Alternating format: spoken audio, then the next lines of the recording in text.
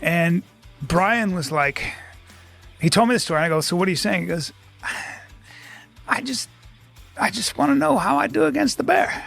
And he was dead serious. I go, what do you mean? Now, arm wrestling might look like a simple clash of muscles, but it's actually one of the most technical sports out there.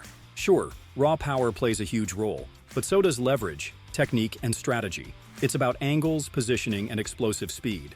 Think of it like chess, but with arms. A little twist in the wrist, the right move at the right time, and it can make all the difference.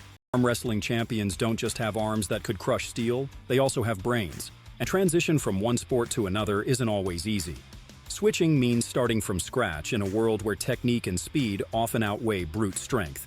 He'll need to retrain his body, focusing on wrist, hand, and forearm endurance instead of full body power, while also adjusting to the risk of tendon and joint injuries. So in arm wrestling, like when I was coming into it, a lot of the old guys used to say it's a tendon sport. And I never used to understand. I'm like, I don't understand. The muscle is doing the movement. But you don't really understand it until the tendon becomes a shortcoming. And then you start to be like, oh, it's the tendons, it's the connective tissues that are holding me back. To compete against seasoned arm wrestlers, he must master new strategies to prove he's more than just raw strength in this highly technical sport.